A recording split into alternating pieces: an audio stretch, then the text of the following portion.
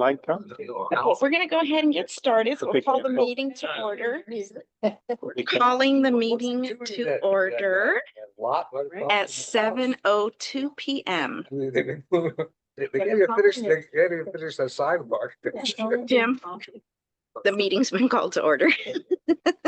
Sorry. Okay. Let's go ahead and do a roll call. Sonia? Here. John? You're muted. Here. Online. Thank you. Andy? Here. Kathy? Here. Online. Emily? Here. Jen? Here.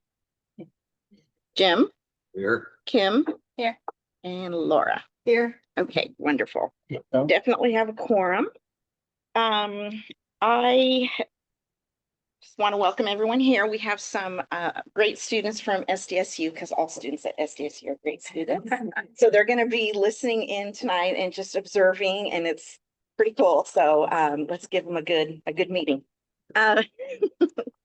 I do want to acknowledge that today is Veterans Day. So just give thanks to all those who have served us and the sacrifices, and especially their families, because a lot of military families, you know, can have some rough roads. And so just want to acknowledge our military and their families.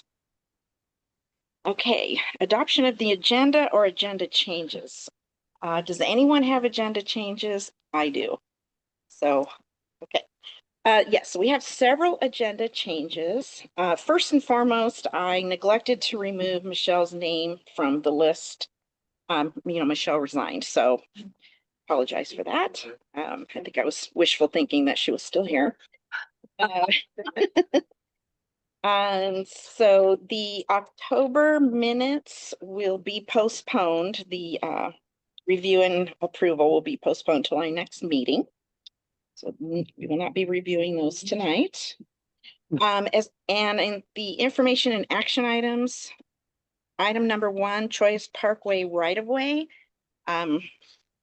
Richard could not be here tonight, so that'll be postponed hopefully to January. And then number 4, proposed project for vacant lot at 6540 University. That has also been postponed until further notice. Don't know when that will be. So that'll make for a little bit shorter meeting. Okay, we'll go ahead and take communication from the public on non-agenda items. Anyone? We'll let Lynn go first. Okay, Lynn, go ahead. Madam Chair, don't you need to have a vote to change the agenda? Oh, Make so the sorry. agenda changes? Yes. Okay, I'll shut up somebody now, make thanks. a motion. Thank you, Lynn. Whoops. I'll make a motion to accept the new agenda as is. I second it. Okay.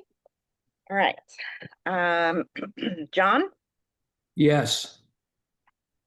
Kathy, Yes. Emily, Yes. Jen? Yeah. Jim? Yes. Kim? Yeah. Laura? Yes. Okay. Thank you. Sorry about that. I got excited of our shorter meetings. So. All right. So the agenda has been adopted with the changes suggested. Okay. Now we'll move on to communication from the public on non-agenda items.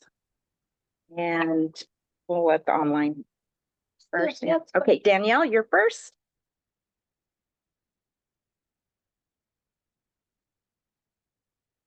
Danielle? Yes, Oh, there you're we are. muted. Okay, got it now. So Okay. hopefully everyone can hear me now. I do want to let everyone know that for Choice Groundworks on the meeting with city council reps from different council offices, we've had 2 already, and tomorrow morning we'll be going to District 9. I was wondering, is Kristen there in the room? Because I don't see her on Zoom. Kristen from Webster? No. No, okay, so I'll contact her directly. I do not have a Parks and Rec report for later this evening, and just want to let everybody know I'll stay as long as I can on the meeting, but getting a little under the weather today, so, but no report for Parks and Rec. So thank you, Madam Chair. Thank you, and sorry you're not feeling well, Danielle. I have one. No, I do it do it on the minutes for the, I'll do it at the end during the report. Okay. Kathleen? Yes. Good evening. Thank you for letting me speak. My name is Kathleen Lippett, and I am here to talk about the tobacco retailer permit. And the city of San Diego does have a tobacco retailer permit. However, these shops are allowed, they don't have any hour restrictions, so they can stay open all day long. And apparently they have been selling to minors and illegal products and child-friendly tobacco products, etc. We need a moratorium on these retailers. There are some 135 smoke shops in the city of San Diego. And I tried to look up how many are in 92105, and I think it's about 20 to 25.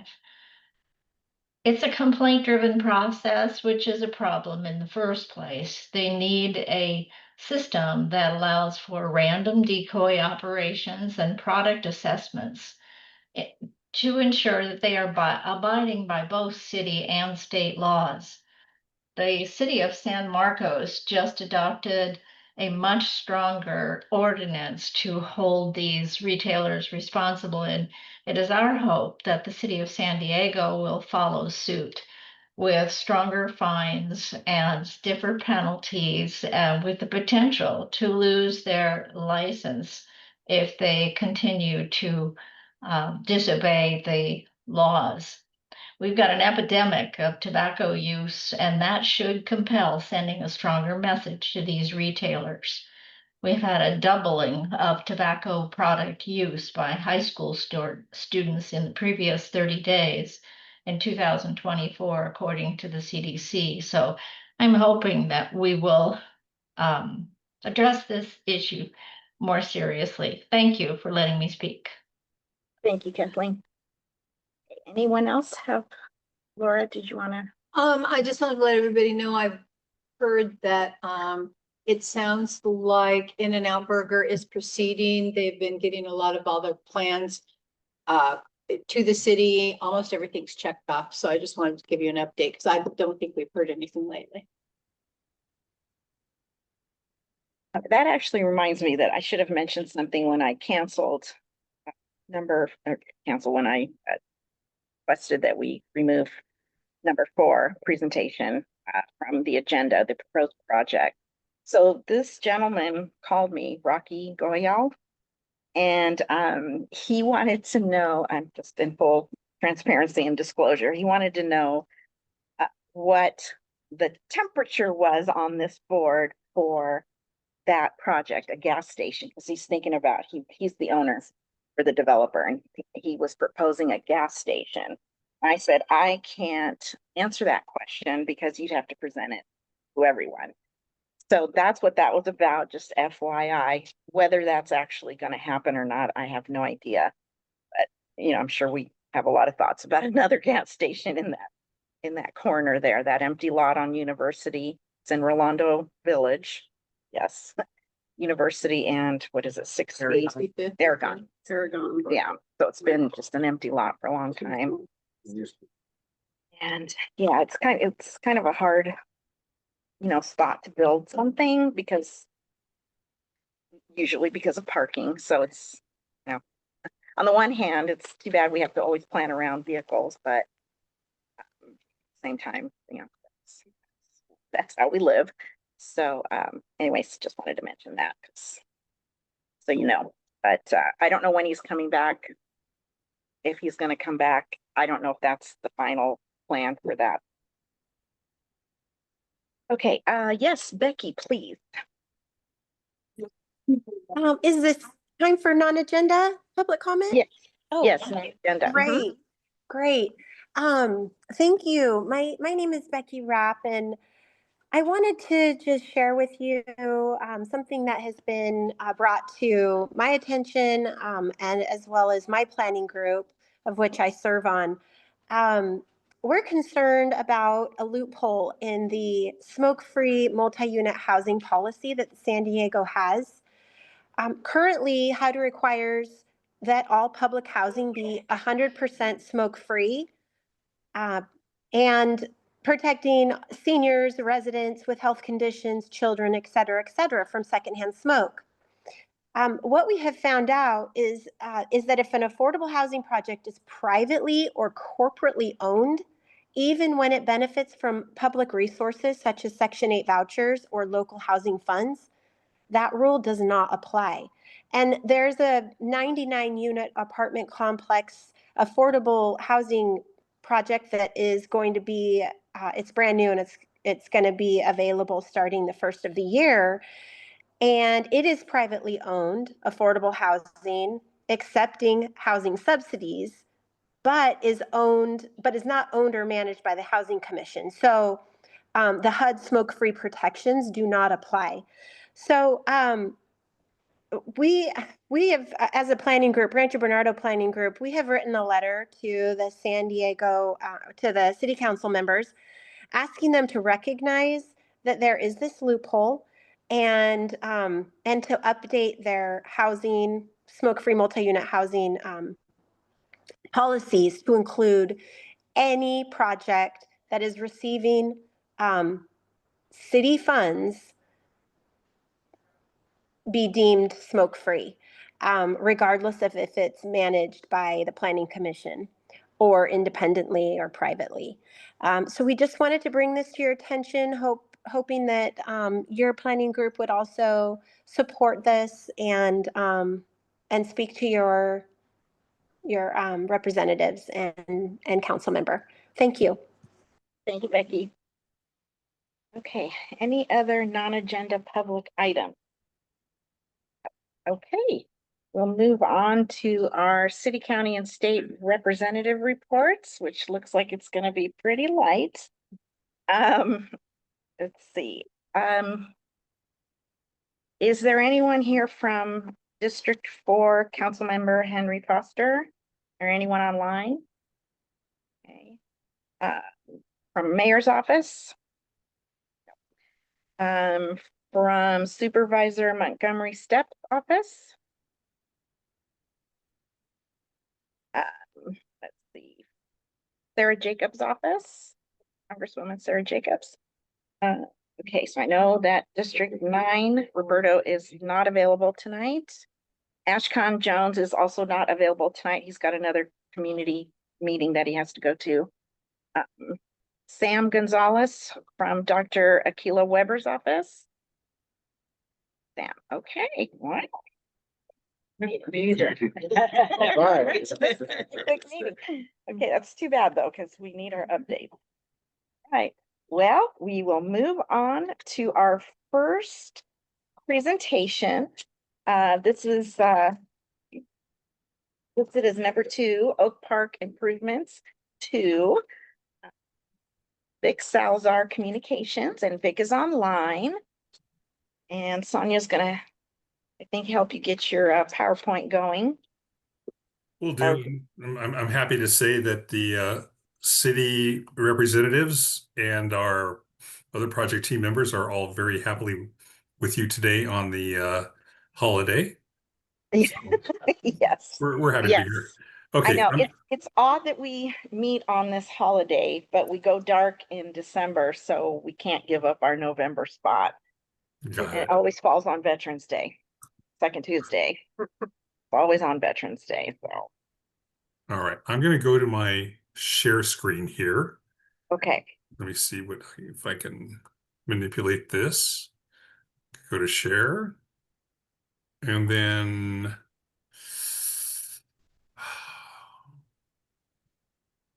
this one.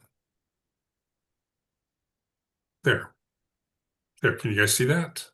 Yes. Yes. Okay, and then let me get slideshow and go. There we go. All right. Good evening, and thank you very much for the agenda time. My name is Vic Salazar, and my outreach firm serves as the community liaison for the Oak Park Improv 2 project.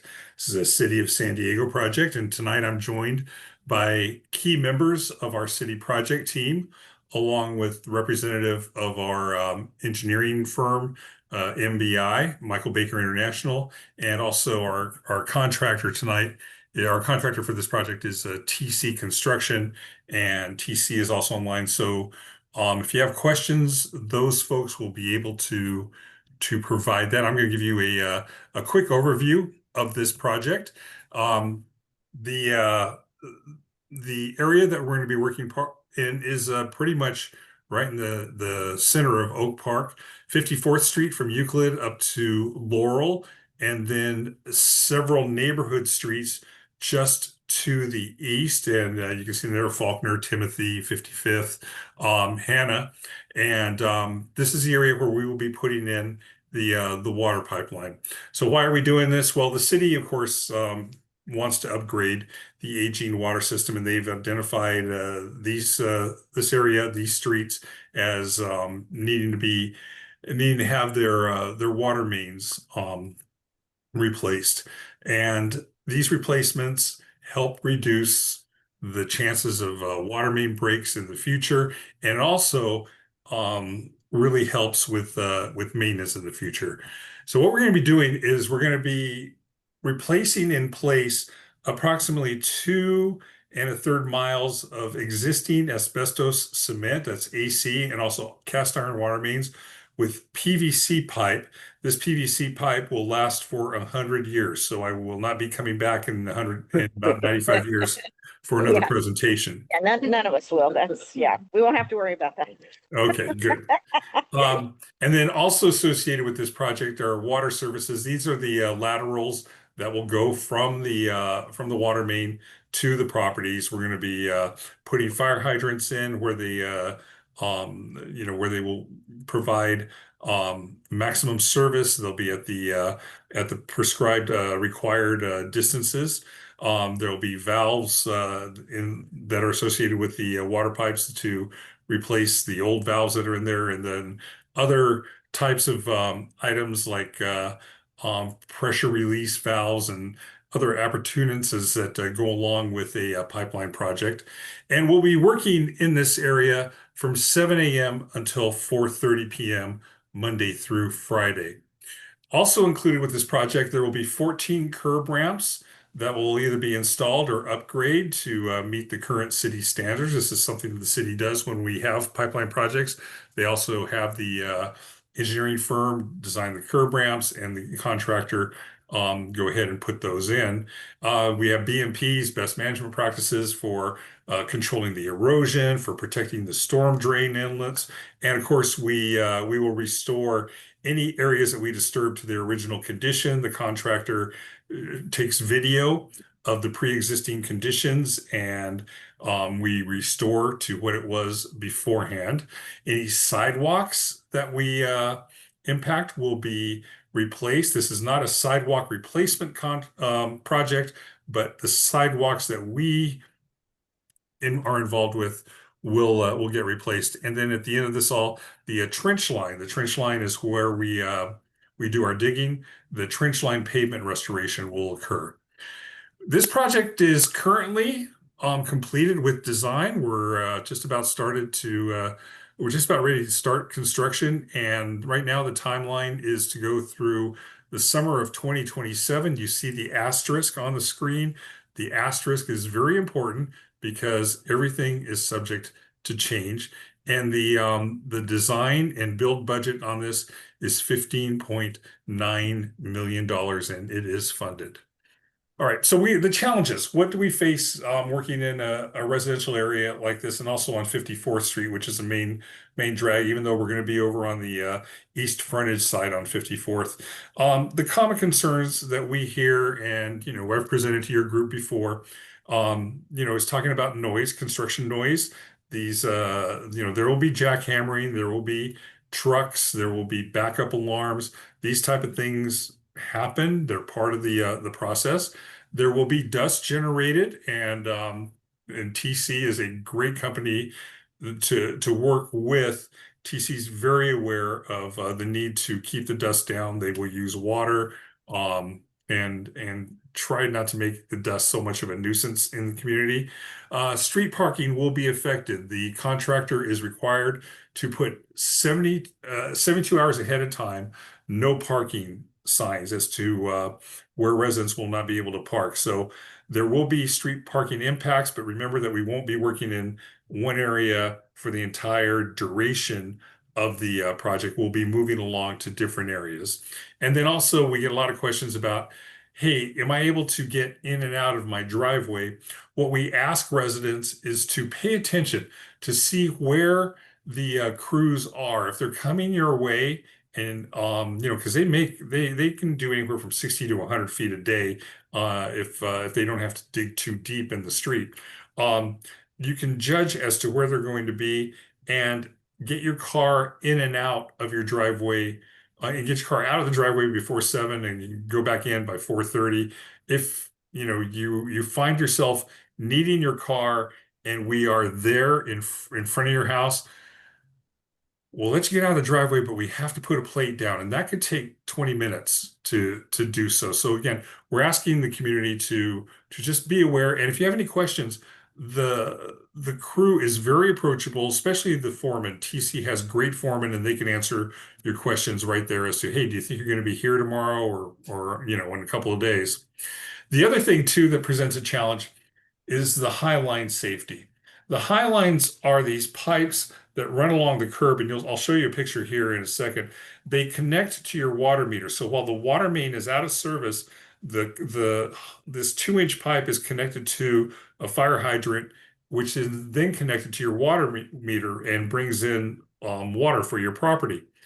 And we really need to stress to people the caution to not damage the high lines when you're parking a car. Now, take a look at your screen here. The picture on the left, you see the high line there right next to the curb. That is way too close to the connection, too close to the high line. It could easily break. If that high line breaks, everybody down line goes without water. And they get angry. They said, hey, how come you don't tell me about this water shutoff? Well, we didn't know that somebody was going to break the high line. The perfect distance is what you see there on the right, within 18 inches of the curb. That keeps you within the law, and it also keeps the high line safe. So we will be putting this information on the door hangers when we start construction. We go ahead and let folks know at least 5 days ahead of construction when we're going to be on their street. Other types of outreach we're doing, we mailed a letter with the project information and also a project map to property owners and residents within 300 feet of the project alignment. We're presenting to your group right now. And again, these door hanger notices ahead of construction, 5 days ahead of a water shutoff. And if there's any night work, again, we get out in the community and let people know that there's going to be any night work. I don't know right now if there is any night work planned for this project. And if you would like to keep updated information, the City of San Diego on their capital improvements page has this great system where you can look up projects. And what you do is go ahead and use this QR code, take a photo of it, and it'll be in the fact sheet that I will send you. This QR code will take you right to the place where you type in project lookup, and you put in Oak Park Improv 2, and that'll take you to the page. So with that, I open up to questions to our experts. Again, we have a city project team here, the engineering firm, and the contractor. Great, thank you, Vic. And I'm going to give you my screen back, unless, you know what, I'm going to go back to my map just to hold it up while you. Okay, yeah, that would be great. Okay. And then, yes, we got some hands going here, so good. All right, we'll take the online questions first. Danielle, go ahead. Danielle, you're muted. Danielle. Oh, she's there. Okay, is there anyone in the audience? Sonia. So, you were mentioning where, the water line where it's gonna connect to the house and where people park. So, I'm not in Oak Park, but I'm in Rolando Park and they're starting on my street. And we have a lot of people from the apartments and condos that park in front of our houses. So it's kind of hard to, notify them and control. Can cones be used to block certain sections off, for parking?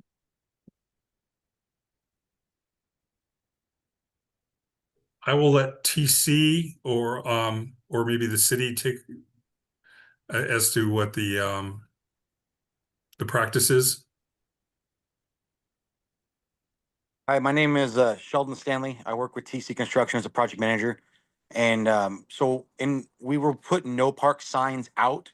And typically there will be some sort of cone or something out along with the no parks to designate the areas that we plan on working in and the areas that we stress that you cannot park in while we are performing the work.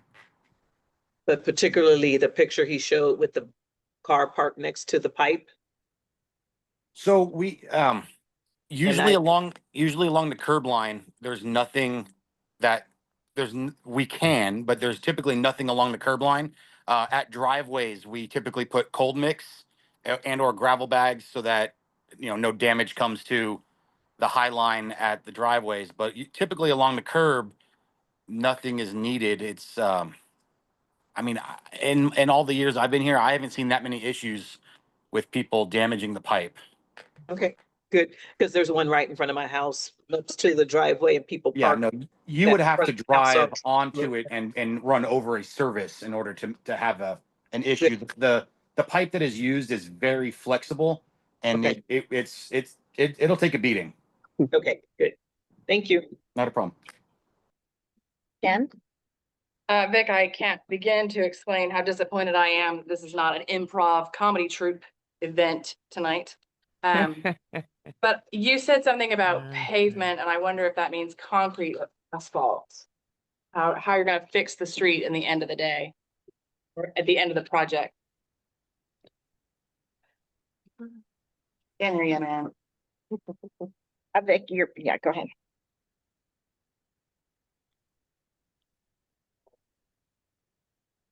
Is it prone?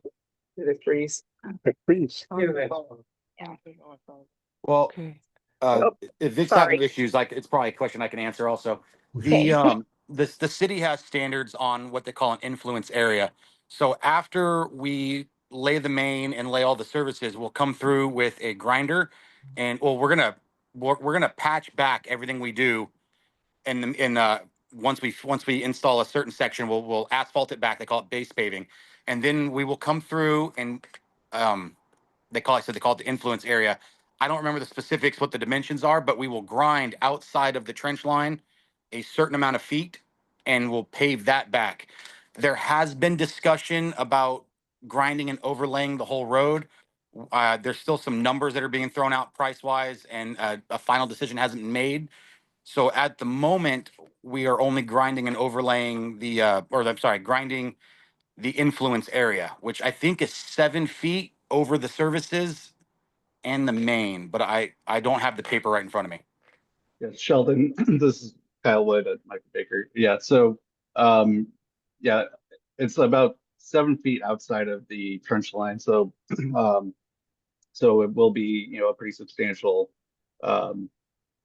paving along the trench. But yeah, as Sheldon mentioned, we are potentially going to be resurfacing some of, if not all the streets. But yeah, that is based on city funding, and so we are waiting to hear if there's a decision on that. So so TBD as of right now, but a large chunk of the roadway will be resurfaced regardless. Danielle, would you like to? Yes, thank you. I couldn't figure out how to unmute myself when someone is screen sharing, so it took me a few seconds. Thank you, Madam Chair. We are having a similar project up here in my neighborhood, and we're about halfway through. The construction crew that's doing it here is very responsive. You know, when you have to get out of your driveway, they'll move out of the way for you, stuff like that. A lot of our neighbors are parking on side streets. So my question is we've noticed an increase in mosquitoes in our neighborhood in the last week or so because a lot of the water mains where the meter is are flooded and the water is just sitting there for several weeks. So I'm wondering, what is the city responsible or the contractor or who is responsible for making sure those meters aren't flooded and breeding mosquitoes? Thank you.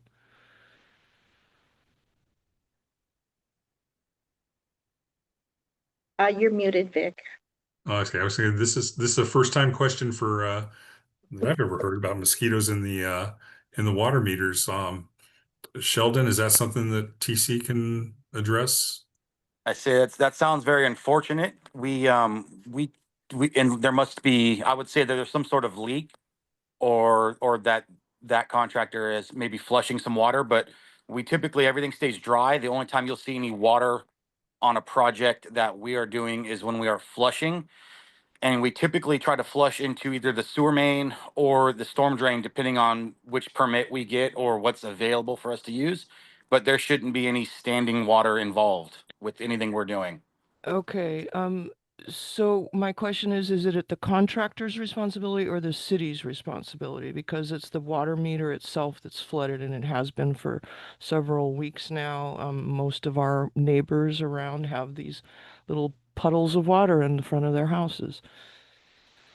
So I'm If just you'd trying to like figure out to- who's responsible. Is it city or the contractor, please? If you'd like to give me some information, your contact information, your address, I can take a look at what project is in your area and get you in contact with that project team and as well as share your concerns with them so we can get that addressed for you. Okay, thank you. Jennifer? Thank you. Hello. Luckily in Redwood Village, I think we are nearing the end of our project. I think we were told it's the end of this month, so we're really happy about that. And just more of an FYI for what we've been experiencing here, and that the comments I've received from residents via Roberto Marin, that the water sometimes, if the temperatures outside are really hot, so this is more of an FYI, that if it's really hot outside and we have the high lines, the water will be hot if you turn your faucet on. So just more of an FYI to let your residents know that if they turn the water on, it might be very hot coming out of the faucet. So that's some concerns that we received from residents. And also, we did have a broken high line on Gale Street. One evening, I was coming home from work and the water was just pouring down Gale. So we called the city and they quickly came and managed that situation. So it is possible to damage that. Just Yeah. heads up. Thank you for pointing out the highline issue because yeah, those things are exposed to the sun and the water does heat up as it's going through. That explains a lot because I live in Redwood Village and I noticed that and I was like, this is so weird. And it only happened a couple of times. It was odd. Didn't know that's what. So, okay.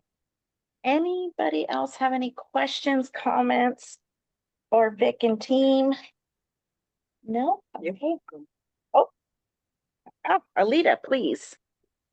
Hello, everyone. Is the city or the contractor going to be sending notices to the residents with a schedule as to the project being on different streets? You already answered that. We go ahead and when we're on a street, we'll give you at least 5 days notice ahead of time. We typically do not put out a schedule like at this point of the project because things change in construction. We might have weather delays, we might have supply shortages because of the supply chain for the pipe fittings, etc. So what we do is at least 5 days ahead of time when we're going to be on the street, that's when we go ahead and put the door hanger notices out. Oh, you do have a door hanger. Yes, we do. That's good. Also, I would like to have a copy of this presentation. Can you email that to me, please? I will email that to the chair Okay, and then she can distribute. thank you. Thanks, Vic. Anyone else? Nope. Okay. Thank you so much. And thanks for coming in on a holiday. Thank you all very much, and thank you, Sheldon, Kyle, Sabine, Janice, for being here on your day off. Truly Yes. appreciate it. Thank you, everybody. Thank you very much. All right, we will go to our next presentation, which is from Stormwater Department. And I don't know who's going to be presenting. I'm going to be presenting. Okay. My presentation, huh? Yes, Tanya has it. And if you stand kind of in where the corner of the table is, that will be a good spot for the audience and for the camera. Yeah. If that's okay with you. Okay, sure. So, thank you very much, everyone. My name is Iman Taki, and I'm the associate civil engineer with the City of San Diego Stormwater Department. Sorry? Is that good enough to catch his voice? Maybe we'll speak a little A louder. little bit louder? Yes. Okay. Iman Shakib, I'm Iman Husseini Shakib. I'm the associate civil engineer with the Stormwater Department, City of San Diego. With me today is Matthew, who is distributing the fact sheet. He's the assistant civil engineer, and Sarah, senior civil engineer. We are basically a bunch of civil engineers working on this project. It's a region at Orlando Park, storm drain and green infrastructure. And I'm presenting today as an informational item today only, but we're going to get back probably in January, sometime in January or February, to get the vote of concurrence for this project. So can you go to the next slide? Oh, back to you. So I'm going to talk about the project location, the vicinity map, and then explain the existing condition of the infrastructure that we have in that neighborhood, the project goal, the scope, the project benefits, and then schedule, funding, and at the end, we're going to take some questions. Next slide, please. Yeah, the project location. This is kind of on the corner of the San Diego Bay watershed. This is the Los Pen, Mission Bay, San Diego Bay, San Diego River, San Diego Bay. And then down there we have Tijuana. That's where the project is located, the Roland Boulevard, University Avenue, College Avenue. We're going to zoom in the next slide for the exact location of the project. Here is the exact location. So we are going to have some improvements here. This is the University Avenue, 60th College. And then this is College Avenue. Here we call it the residential neighborhood, Loma Alta, Vista Grande, a bunch of improvements on these cul-de-sacs, Hope Street and Vivian Street. So I get into a little bit of details about these locations and what we're going to be doing there. In the next slide, yeah, can you pass it to the next one? The existing condition here. What we're dealing with in these neighborhoods, we're having existing street flooding in some very well-known, it's better to say notorious locations. And then the channel, the Rolando Channel floods all the time. It is undersized. And then another issue that we are facing, in the past, we used to have outfalls right in the middle of the slopes. And we ended up having a lot of erosion. And something that we have been practicing as a city of San Diego stormwater department is like to extend all the pipes, the outfalls into the well-defined low point to minimize the erosion. And we are having a bunch of emergency projects just because of this issue. So we're going to take care of these as well as the quality of the water. So we're going to have some water quality improvements in that location as well. The next slide, we'll talk about the project goals. Can you proceed to the next one, please? Yeah. So this is an example of the issues that we're having. We call these CMPs, which are corrugated metal pipes.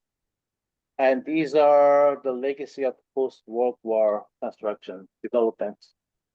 These are mainly built in 1950s, 1960s, and now they're past their useful life. Like this one, the bottom part is totally gone. And they're prone to failure, collapse, ovalization, things like that. Partly, we're going to take care of these. We're going to replace them with RCPs, which are reinforced concrete pipes. And they're going to last for the next 100 years. And I'm not going to be here to talk about it later. And then we're going to address flooding and ponding, localized ponding issues by adequately capturing and conveying the stormwater runoff. Also improve and safeguard the stormwater quality. Because at the end of the day, all of this water is going to end up in the ocean. We're going to make sure that the ocean is safe. And we're going to dump good quality water, stormwater in the ocean. The next slide, please. The scope of work, yes. So this map is a little bit difficult to understand. I'm going to explain a little bit more in detail. This is what we call it the University and College intersection. This is one of the two neighborhoods. Here, this red color means the new alignment of the pipe. And all these circles are structures that we're having. So these are, let's call it blue. The blue ones are the existing ones. We're not going to touch those. These are just, they're part of our network. The red one is the new alignment towards the 60th. This one, which is orange, this is the replacement. We call it replacement because there is an existing pipe there, undersized. We're going to take that out. We're going to put a new one, bigger one. Also, we're going to replace these inlets and these pink boxes that you see. These are the modular wetland system. These are underground facilities we are going to use to treat water. I have another slide that shows the cross section of that and how it works. It's a porous area, basically. We're also having another modular wetland system here and a little bit of improvements. This area, so other than the RCPs and the modular wetlands, the impacts to urban construction is going to be pretty minimal. We expect partial road closures, not full closures. And also we are going to have minimal to no public service interruptions of sewer, water, electricity, and gas. It should be pretty straightforward. Can you explain what a modular wetland system is? Yeah, so these are precast, pre-constructed boxes, basically. Usually in units of 8 by 16. Some of them are 8 feet by 24 feet. And they go underground. They have a porous media, and it has different grain sizes. So when it gets in the porous media, passes through that, loses all its sedimentation and everything, and then flows out bottom. That filters it. It filters. How often does that get washed out and cleaned out? Well, it depends, but I think it's at least once a year. I think it's that water flows into the ocean, it's going to be much cleaner than this. So, like probably $100,000 each, but we are kind of committed to do it. And in the next neighborhood, we kind of have the next slide. Yeah, this is what we call it the residential among ourselves. The residential one, we are going to abandon 3 pipes here, here, and here. This one is on Loma Alta going to Aragon, notorious for flooding, as well as this one and this one. Here, there's this channel, there's a bridge here. This bridge is kind of the culprit for the flooding in that location. This area floods all the time. So we're gonna abandon this one, and this one, and all the flow is gonna be realigned to the downstream of the bridge. Upstream is mainly natural channel, and the city has to go there prior to major events to clean up, and then take out the debris and everything, make sure that it doesn't flood.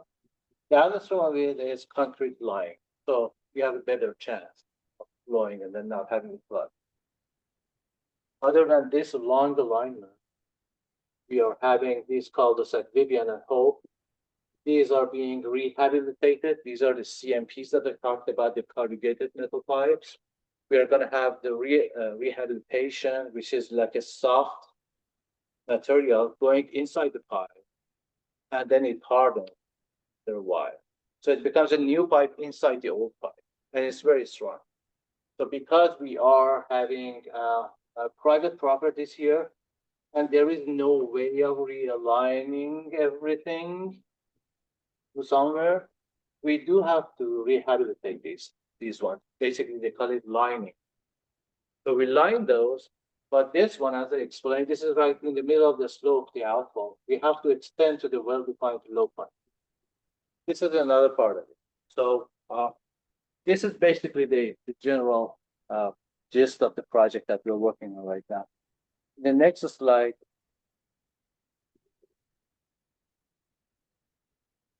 Add the next slide.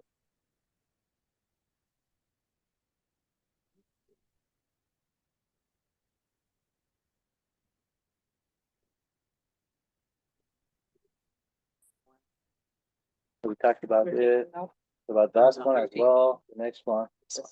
Yeah, this is a general cross section of a module of it. Yeah, there it is. So as I told you, it's basically a porous media. There's some pre-treatment chamber which takes out the trash and debris. There's this porous media that takes out the old sedimentation. Why aren't we capturing and keeping that clean water? We're sending it downstream into the ocean. So it's for flora and fauna that are living inside the ocean, so they can't take all this. Right, So right. the- But why aren't we capturing it and keeping it and using it as water? Recapturing Yeah. the water? Where would you Not it? fresh water. You can't. I can respond. Are you talking about the you to reuse it for the water? Yeah, Drinking for water? something, yeah. Yeah, so like this is the concept that we have been evaluating and working with public utility department, we're from a stormwater. And drinking water and then the threshold for the pollutant is certain, and then the pollutant that we have within the stormwater is different than what we have in the water. And the treatment facility are not designed to remove those type of pollutants to bring it to the threshold of the pollutant. Therefore, we're very collaborating with them, but requires a specific treatment system before we send it to the water, before we send it to the air treatment facility to be treated at the reservoir and then be able to go to the. Therefore, we haven't received the reach to that point yet, or just in general, not this project. We just we have been working very collaboratively with the public utility department to come up with this pre-treatment system and the cost of, because the cost also like QD, just the water and import the water, and also like the local pure water. So these costs, it tends a lot and makes sense as well. The pre-treatment is pretty expensive before we do pre-treatment. So we're evaluating all these factors and scenarios to come up with a solution that we're able to use. But we haven't reached that point. Cool. And especially for this project, we're definitely. Yeah, but we do have some collaboration with them. Like after the treatment using this, there are cases that we can discharge into the sewer. But when it comes to the water, the standards are really high. So there's no way we can use that for drinking water before the actual treatment, which is chlorination, disinfection, things like that. That's a very different thing than the sewer water. Yeah, then the next slide, please. The project benefits. But as I explained, we're going to improve the water quality and aesthetics. We're going to improve the environmental health overall, provide flood-safe communities, and also we're going to abandon those existing storm drains which are within the private properties there.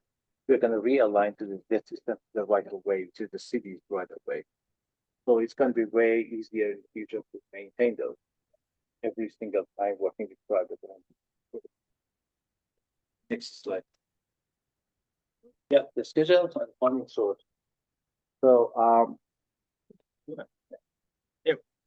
yeah, so we are funding the design portion of the project as well as the construction of the storm drain portion through the federal funding, which is the Water Infrastructure Finance and Innovation Act. We call it WIFIA, as well as our local funding.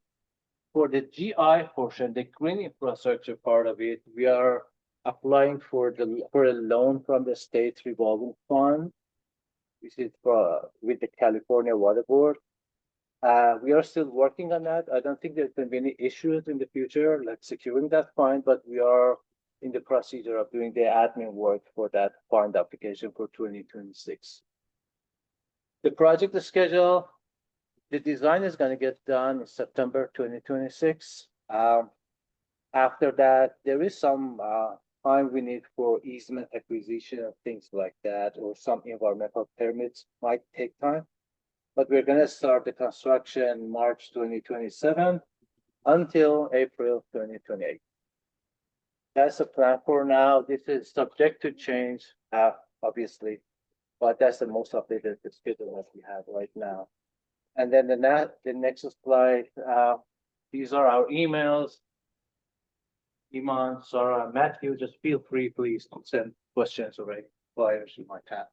As well as right now, if you have any questions, I would be happy to answer. Yes, let's, can we usually take questions from the folks online first? Let's see if we have anybody.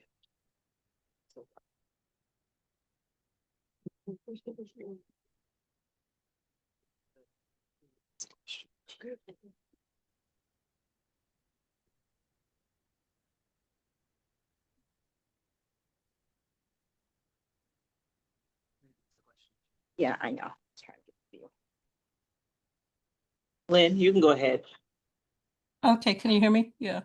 Quick question first about the work that, the schedule that you're doing this in tandem with the University Bikeway project. Will you be working ahead of them?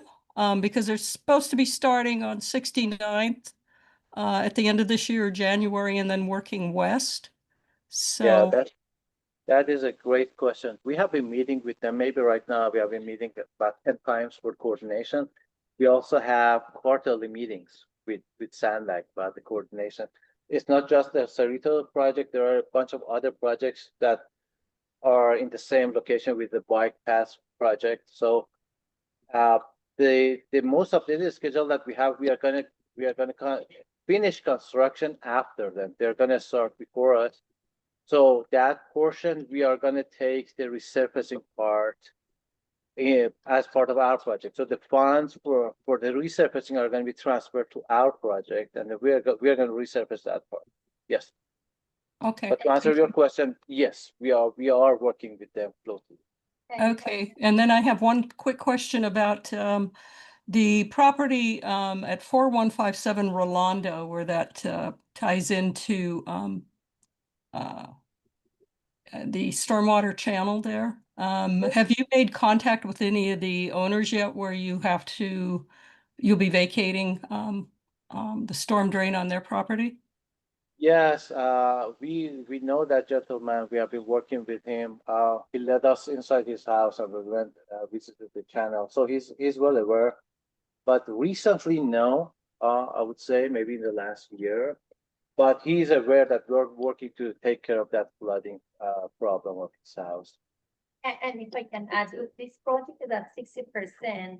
So our plan is, sometime in 2026 to coordinate with all these property owners that get impacted. Either we are vacating the easement or we are acquiring the easement. So we're planning to meet with them sometime in January or February on site and walk them through the project. That's outreach and easement acquisition. That's part of our. Yeah. So we are waiting for the final design sheets before making that call. Okay, but he has agreed to let you on the property? Yes, he's a very friendly person. Okay, thank you. Can you clarify what you mean by sorry? I'm definitely gonna let you ask your questions for sure. John, go ahead. I'm following up on Lynn's question.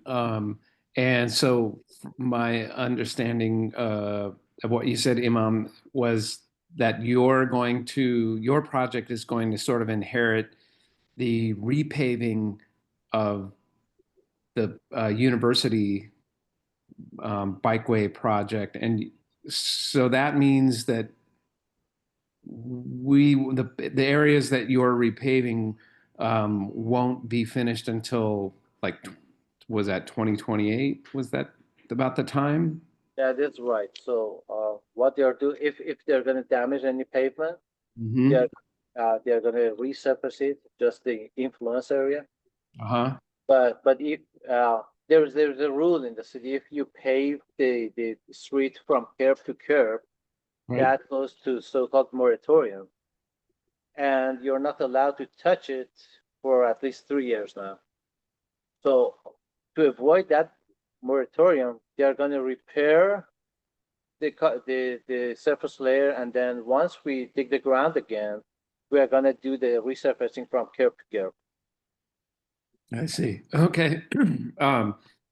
In the event that your project did not receive the funding that you are hoping for, will there be any changes? Will the responsibility for paving go back to the Sandag project, or will it just be in limbo? Exactly. So there's not a lot of the chance of us not getting that funding is very, very low. But in that case, yeah, we're going to work with them because they're going to do their project in phases, and our phase is going to be whenever we tell them to resurface that area. So yeah, we are going to be working with them. If we end up not getting that funding, they are going to resurface the area once they do the glide path. Okay. Otherwise, we are going to do that. Okay, great. Thank you. Thank you for your answering of those questions. Appreciate it. Emily. For the water treatment basins, we showed planting above it. Will that be on public land or private land? And who is maintaining that? Because we have been told that the city will not maintain plants in right of ways. So Well, if the city plans something, they're gonna take care of it. Yeah.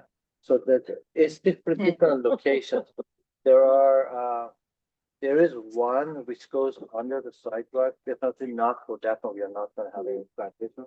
But in the other cases when there's curb and there's some way, if they do planting, then take care of that part of their regular maintenance. If they don't, problem. Like we're gonna work So with the there- operations. So That. will there be planting? Yeah, there always planting, and we have a park and rec report. The public card already. They will maintain it, but having said that, city has a very limited resource. So they basically dedicate their resource based on what that's part of it.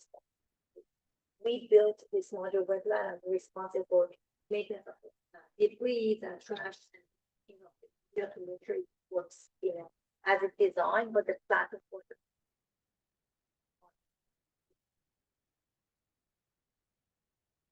Or did you want to ask? a question? How resilient is this for if we have a lot of new development along University Avenue, which we're semi-expecting in the future? In my neighborhood, we had a 4-acre lot that used to be just ground, so it had perk to it, got completely covered with asphalt and concrete and everything when it got developed. And now on occasion, we do have flooding problems with the sewer that everything runs into. Is this going to be able to handle, we're talking the possibility of a lot of development and the possibility of a lot more concrete. Will this be able to handle all that new water runoff? Because it won't be able to. So you're work talking about this modular wetland system or the infrastructure in general? in general. No, that's a great question, actually. So there's something called the 100-year storm event, which is kind of the global standard designing these networks. So it's basically a statistical concept that says, what is the flood that's gonna be here with the chance of 1% or once in 100 years? That's a pretty big one. So we design for those ones. And these areas are very, very impervious because of all the development. So it is almost the most pessimistic scenario when you're working on urban settings like this, because there's almost nowhere which is not concrete or not asphalt. So yeah, we design for the 100-year flow, and then these are pretty impervious. Almost all of the water is going to end up at the inlet. There's very limited filtration. But if there's a 1,000-year flood, we are going to get flooded. We can't design everything that large. It's going to cost us a lot to design for the 1,000-year time period. But yeah, as global standard, we design everything to satisfy the 100-year event.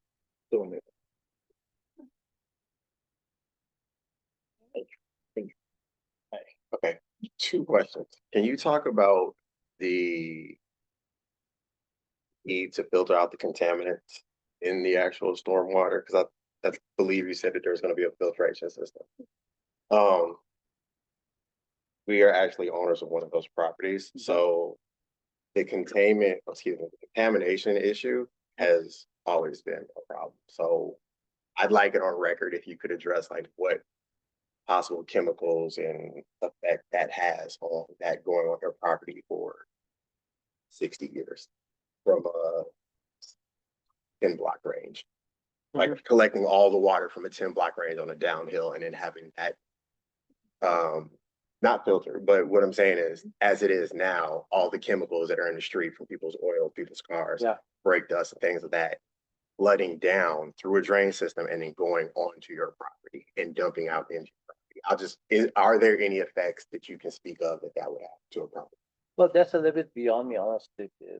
Talking about all those chemical and chemistry. But there are chemicals in there, which is definitely you might get asbestos as well. Right. There's no more asbestos in the brake system, but the usage, that was a big environmental hazard. Right. But you can end up, because the water is going to flow on the surface of the street before getting into the system, and then it's going to capture all the contamination. Right. And the reason I'm asking is because that's what we're experiencing, have been experiencing since we've all property. Like we're getting those contaminants directly output onto our property. Yeah. So there are other questions I have, but I just kind of wanted that to be, there's contaminants that are running. Can you go back to the other, slides, please? Property? Yeah, I'm kind of curious if you don't mind sharing. Oh, no, just I the was general area where. So we're talking about. can you go back? Actually, so if you go to like the first beginning slides, like 2 of those slides were actually our property. Oh, That actually, we're here? yeah. So can I push it in? Oh, this is the actual dump drain. Yeah. That's in that picture that he had where he had the 1, 2, 3 properties. This is the dump drain. That dump drain comes from the beginning of Loma Alta in Rolando, and all of that water force feeds down through there. This whole over here to this vent, to this property here, it's all been basically unusable because this water is not flowing in a channel here that gets overflooded. We paid thousands of dollars to actually have it dug out and removed. People in District 1. Yeah. Whatever. So now they're talking about cutting this drain off. But my concern is now we have a property where that drain there has been dumping contaminated water since roughly 1960. Yeah. So besides contamination, there's the potential of a sinkhole. There's potential of there not being anything in there. So realistically, if we're doing the project, I also wanted to know, like, again, our representative isn't here, and I understand that. Maybe you guys can answer that because this is the first one. They're gonna fix it, but they're fixing it 60 years later.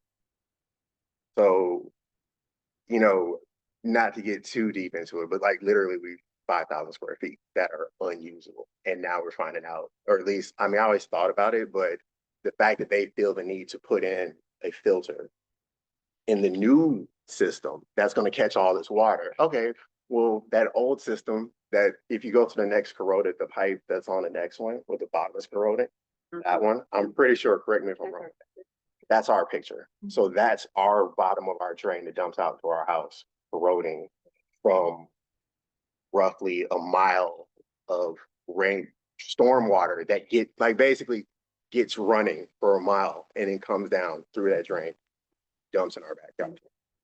I answered your question earlier. So the reason that they put module on the water quality in general, this project is located the water that we call the watershed. We heard about it in the bigger San Diego watershed. The choice itself, it's counted or it's identified as an impaired water body for a specific pollutant, especially zinc. So for that reason, it implements module wetland or water quality basin in different locations, and it's a big watershed. That we'll look at just some of the area, and then we put it just in different locations to treat the water before discharge. So how would the quality of the Troy Creek, which this Rolando channel that we not show, eventually discharge to the Troy Creek, and eventually going basic to San Diego River and right. So that's just help in general, not necessarily that we found a specific pollutant in the area that you were talking about. Having said that, if you believe that, you see a contaminant more than what you generally, it's a surface runoff. So our storm department also has a team that looks for any illegal discharges, any dry weather discharges, and we can basically find the source and then eliminate it.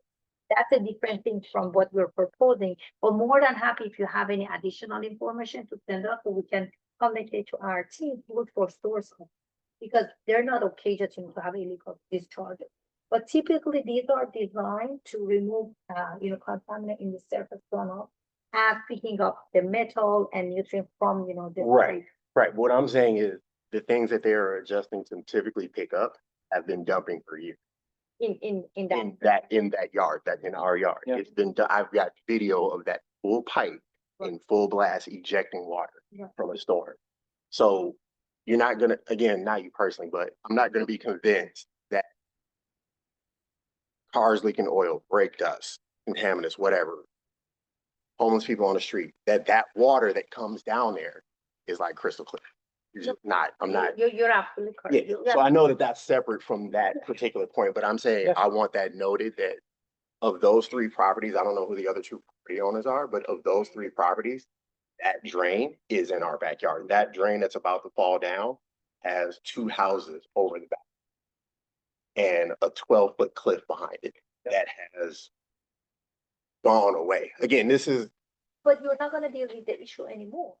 Oh yeah, because we're realigning. But you're absolutely no, what I'm saying is past what you guys do. This isn't really with the engineer thing. What I'm saying is past what you guys do, there has been an effect that has been made.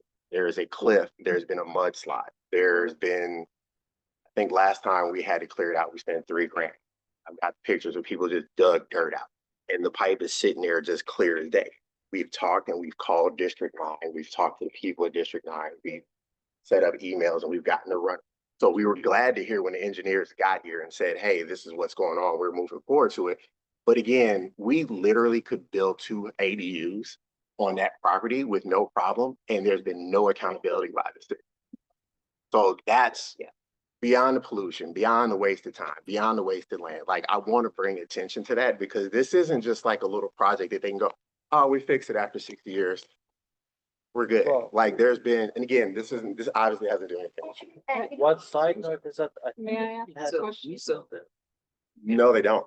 There's no easement? No, they do not. The city is, hold on real quick, I'm sorry. The city easement that used to be there is not, I'll put it like this, it's not marked right because there's something back there, but it's in reliance to what electrical pipe.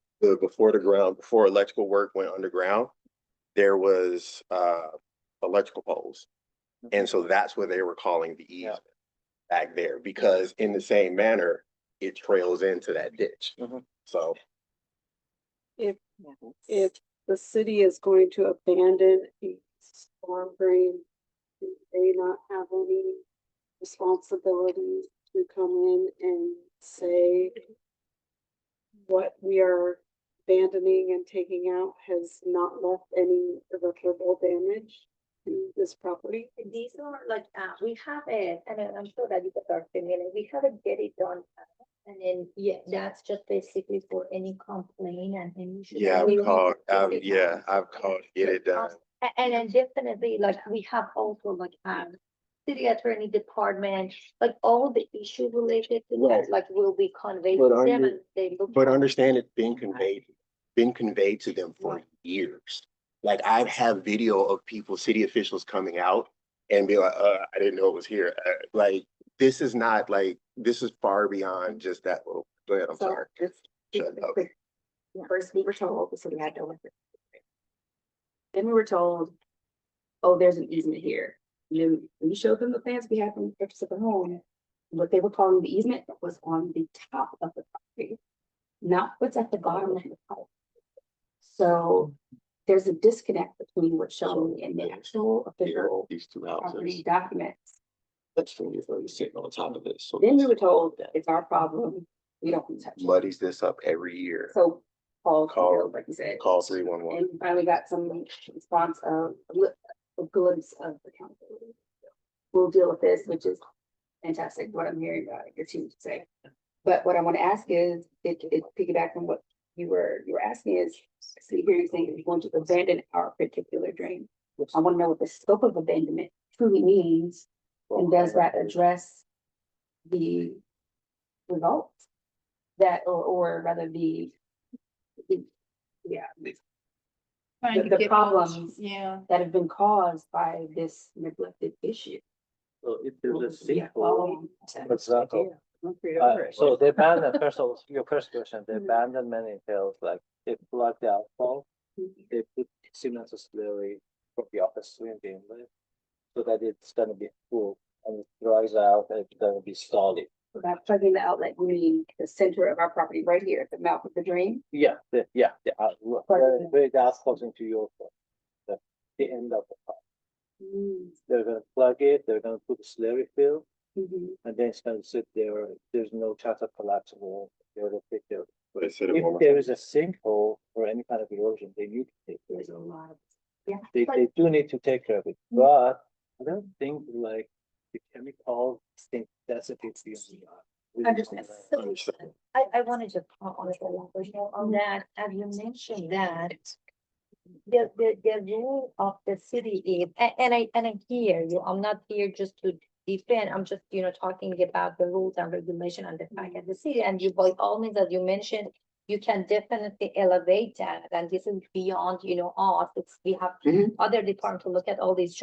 But unfortunately, you mentioned since there is no actual easement for this part, so sometimes if there's an easement, it's our right, and basically it's just something that we need to maintain the response. When there's no easement, it's just hard to discuss and talk. And again, I'm talking about not necessarily saying that, you don't have any right, but that's just, it's not as clear. I gotta disagree with you.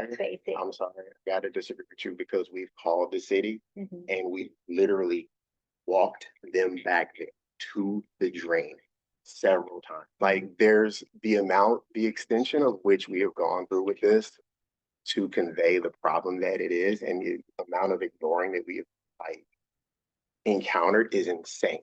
Like literally I had to trench out another drain under our house to stop the water from flooding over into the house. So we have another retaining wall in the backyard, and under that retaining wall, I had to make another drain to force the water out.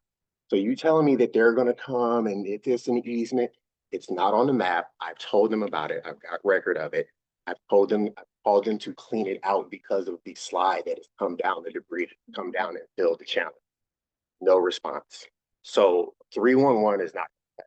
But now that we're talking about the entire project getting done, like I said before, I want to bring attention to it because it's not as simple as, okay, we're going to plug up the drain. The drain is on our property.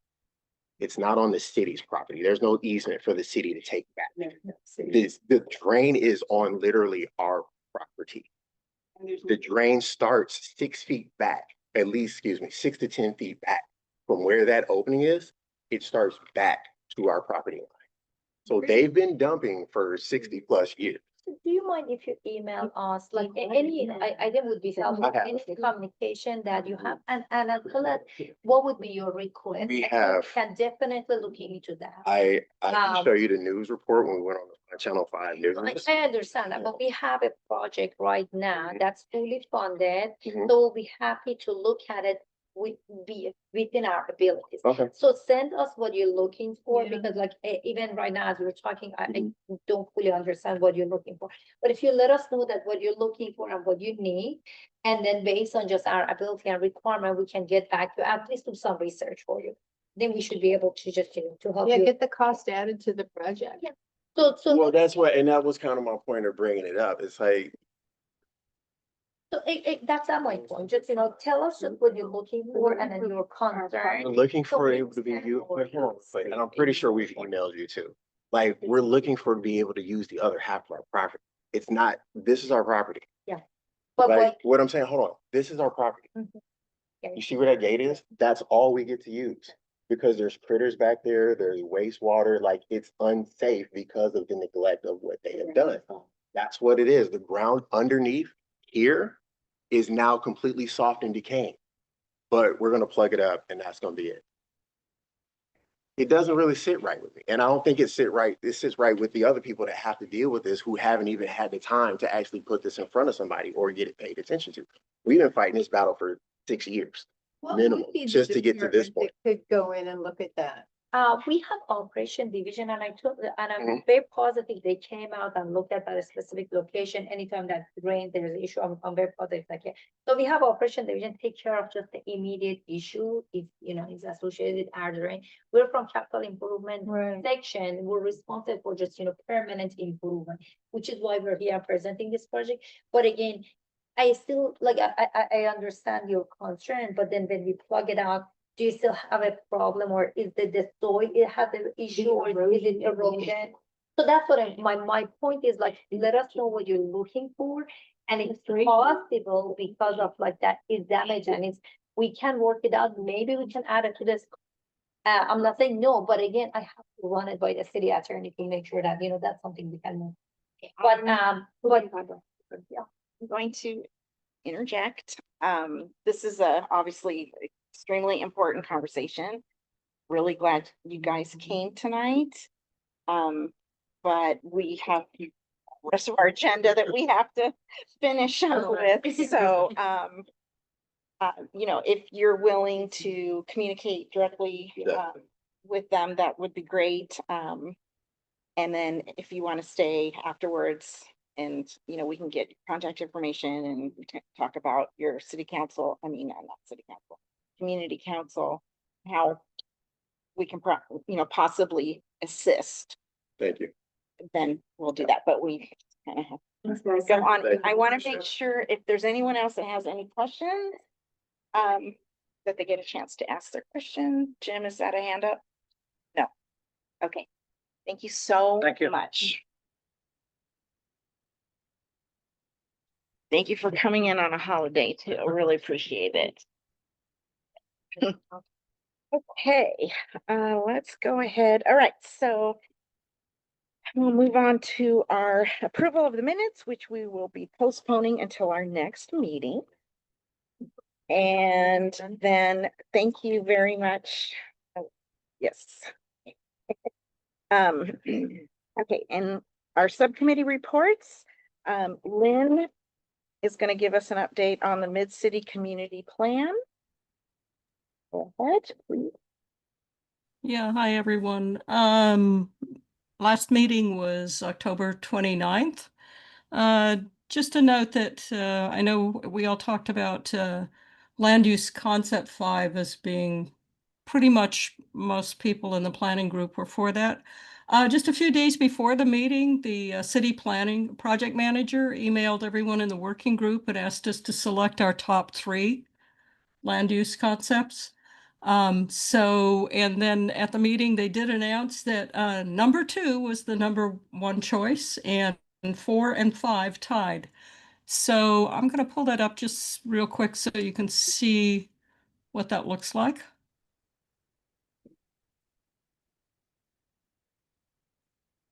Whoops, wrong one, sorry. You see that? Yes. Okay, so skip ahead to 5. This is the one that most people talked about after the meeting. You see where all the density would be just along the corridors and some of these transit villages and out of the community. So when you go back to 2, what you're going to see is more infill into the community. It does look like it will be lighter in Normal Heights and Kensington, but definitely spread out more away from the corridors and infilling into the neighborhoods. And it will be different types of housing. Anyway, that doesn't mean anything. That's just the working group. So what I do want to suggest, because they're taking comments up until the 21st of November, please go to the website and fill out the comment form. I think I have heard that there might be a postcard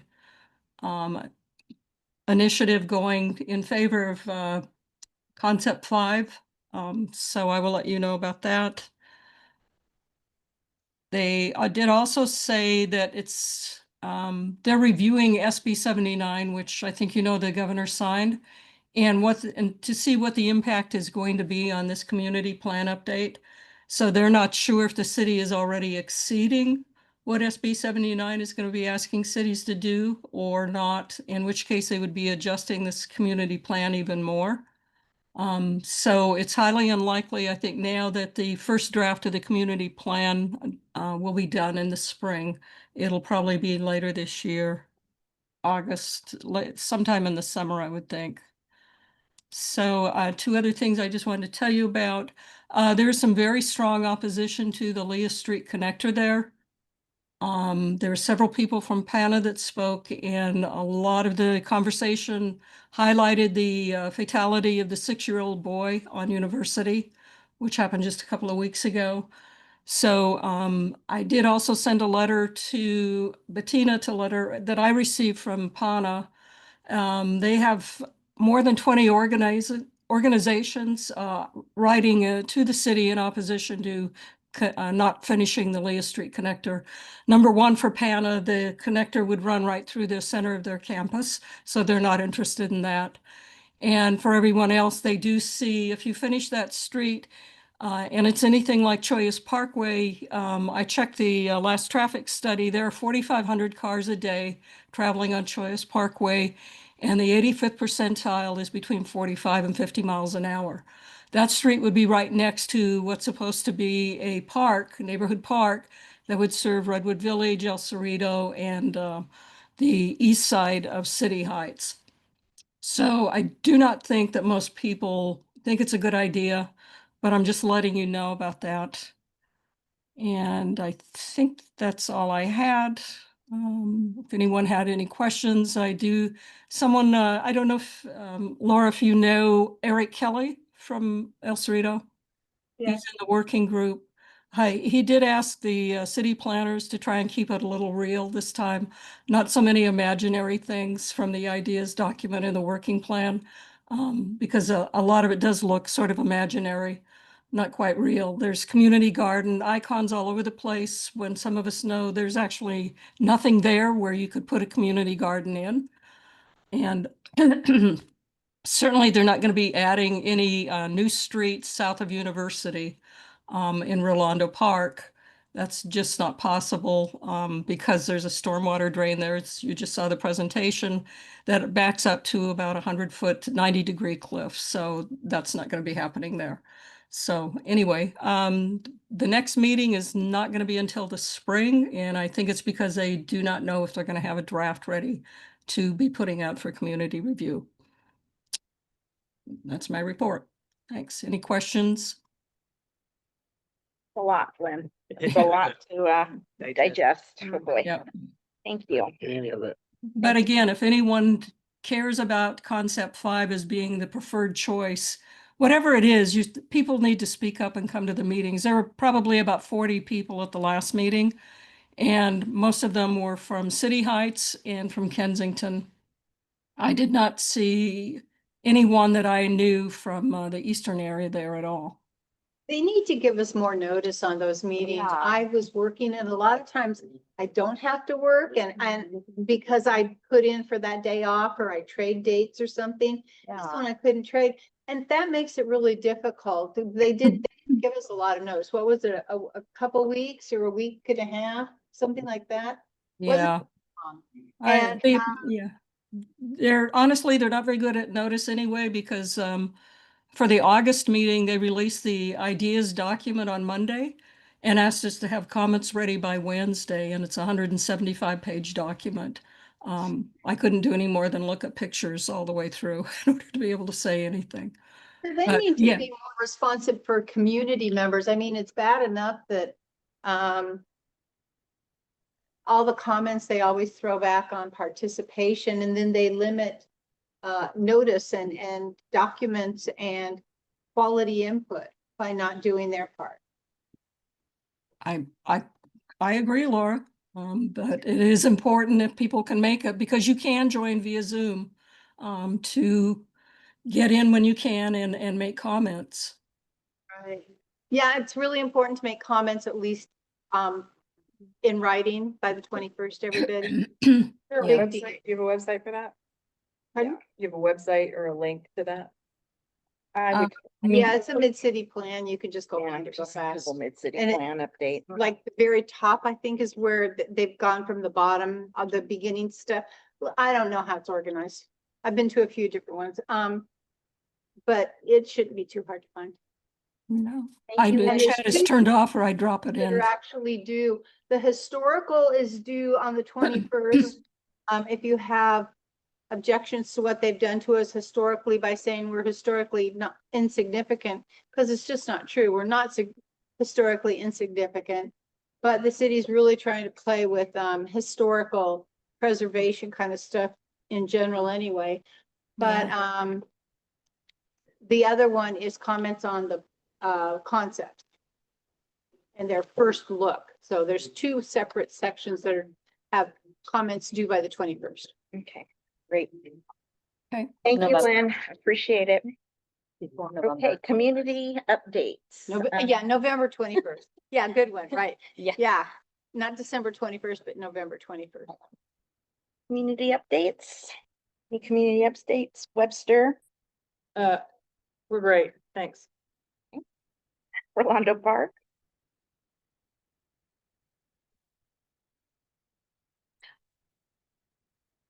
No, I can't think of anything.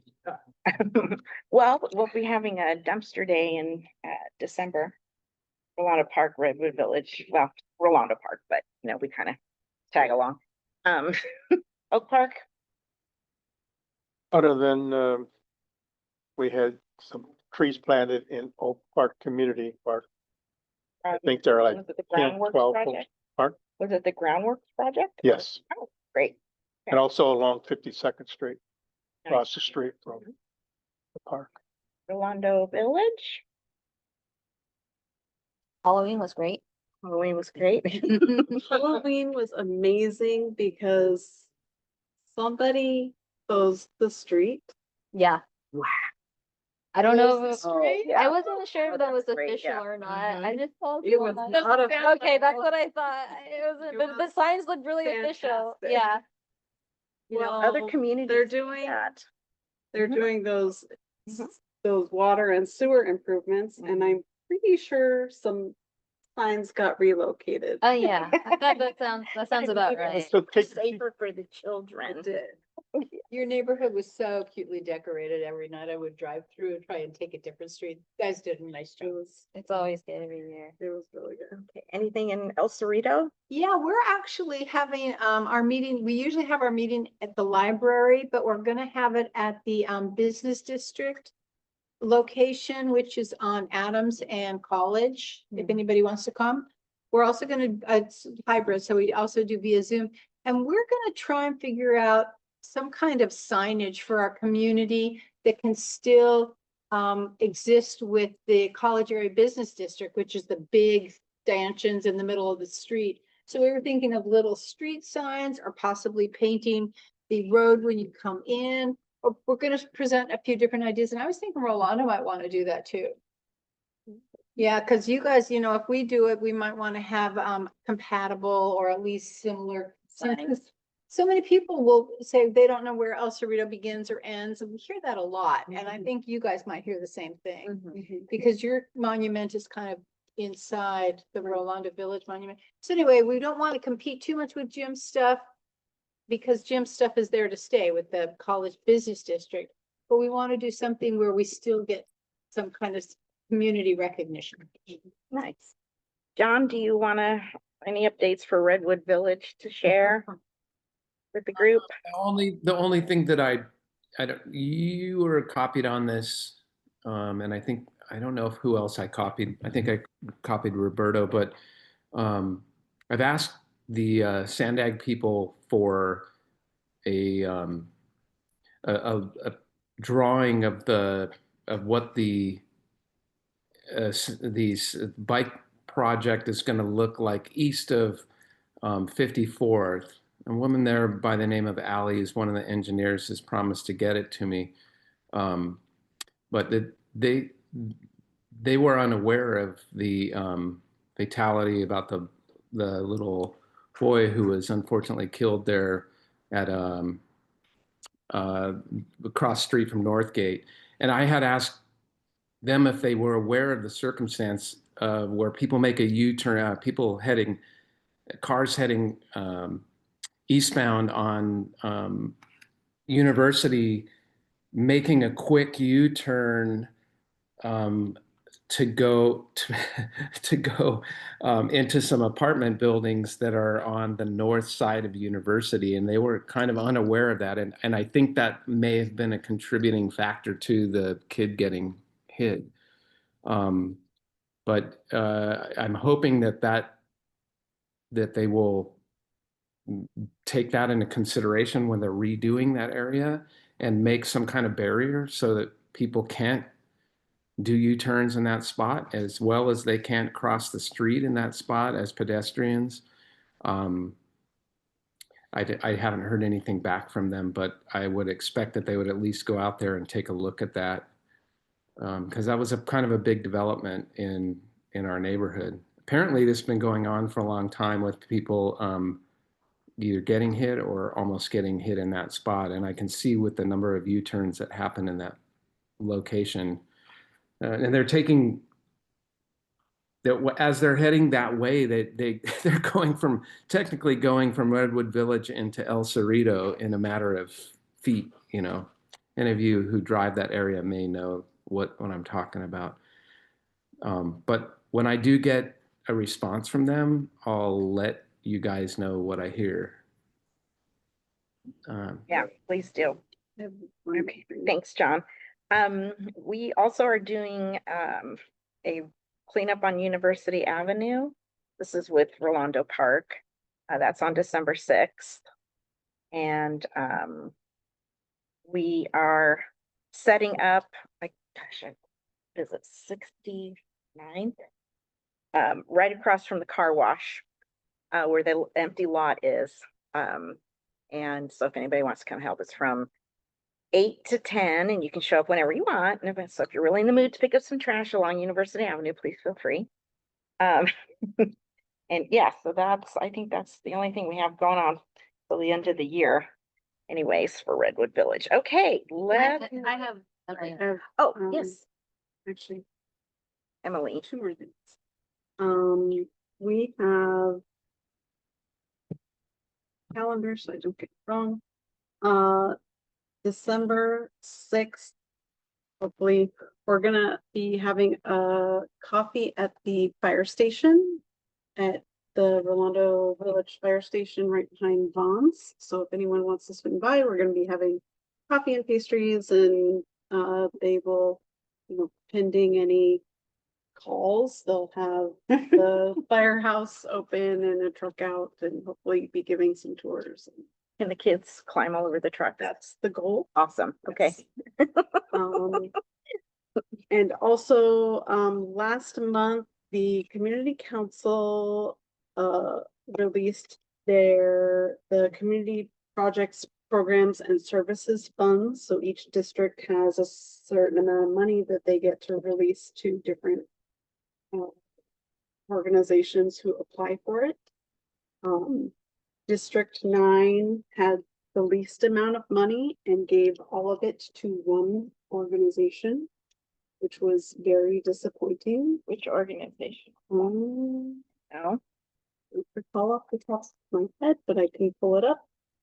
But every other district divided their funds up amongst many organizations. So And Why do we have the least amount of money? I'm sorry, what is the name of those it's the funds? CPPS funding program. CPPS. Community Projects, Programs and Services. Do the individual council people go after the funding?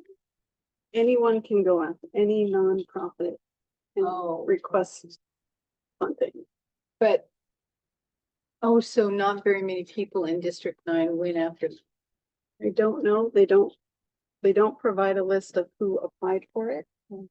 But District 9 gave all of their money to one organization. It's kind of hard to believe that only one organization. I would like to know who guarantee that you, was. Especially in District 9. Yeah, one especially in organization, District that 9, more than so- one organization applied, Yeah. because I know that Rolando Community Exactly. Council applied and we did not get anything. Right. So, Okay, I would like to know who that organization is because I think Emily? we should. The coffee is what date and what time? December 6th at 9 a.m. December 6th. We're usually there for about 2 hours. Depending on how long. Thank you. So is that, I didn't that's a catch the regular? time. What was the time again? I'm sorry. 9 a.m. 9 to 11. Approximately. That's something you do annually? We've never done it at the fire station. Oh, We okay. usually do it at our triangle every couple. Oh, okay.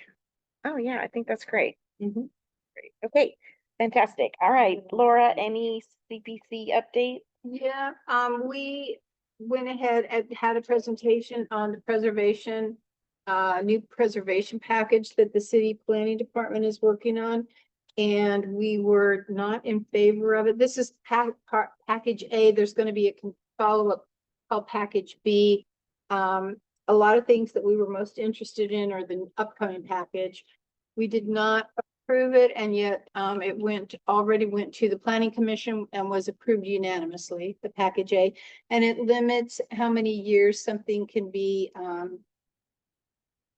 can exist without applying for historic evaluation, and it limits all sorts of things about historic districts.